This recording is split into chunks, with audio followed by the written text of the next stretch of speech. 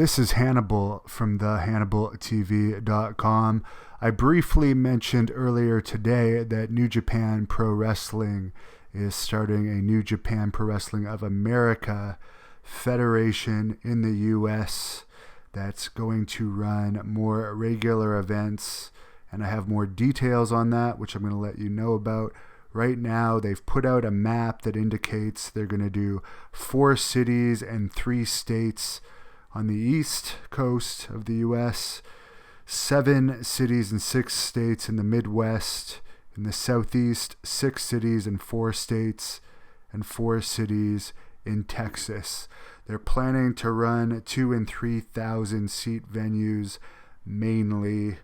The LA Dojo, which I actually did a training camp at last year, which I really enjoyed, is going to still remain as a training center for New Japan, but it's also going to be more of a business center for New Japan Pro Wrestling in the U.S. As much as possible, they want to stream all of their events that they're going to do on New Japan World. There's no plans to reduce the number of Japanese events that they are going to present. I listened to Dave Meltzer discuss this yesterday on his radio show, and he mentioned that he believes the company is going to do about 25 shows in the U.S. next year, and they're going to not have the big U.S. stars that they had when they were drawing their best houses in the U.S.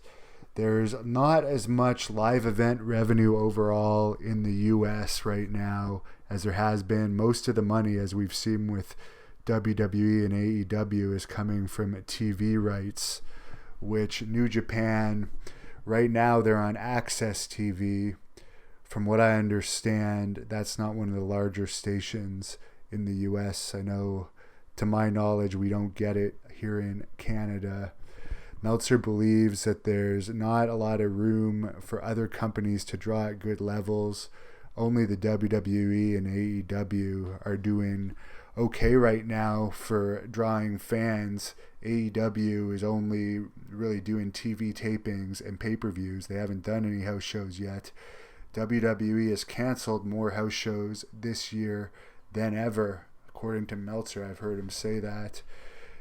And they're looking at doing more super shows next year, where you're including both brands to help draw, despite this whole draft thing that they did recently, where they were trying to make people believe that the brands were going to be split more than ever, where we've already seen them break this with, I guess, Bray Wyatt's wrestling Seth Rollins soon, and they're from different brands, and the main stars like Goldberg and Velasquez and The Undertaker, I don't believe have been drafted yet.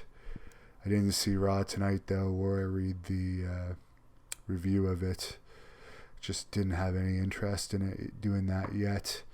Meltzer thinks that WWE, who's planning to open up an outpost in Japan, likely won't do that well in Japan because there's a lot of history of U.S. companies not doing too well over there, and he feels the same thing could happen with Japanese companies like New Japan Pro Wrestling coming here and trying to operate the way they're operating in Japan, where in Japan there's more money from live events than house shows.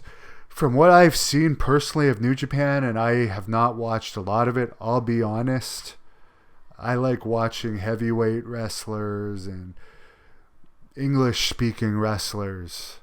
I like the hard-hitting style of New Japan Pro Wrestling and the athletic style, but I just don't follow it that closely because the wrestlers, for the most part, aren't English-speaking, and a lot of the popular American wrestlers there are lightweights, which I'm also not a huge fan of, being a heavyweight myself. But I wish New Japan Pro Wrestling luck on this, and I hope they have some success. I'll continue to follow this as it unfolds.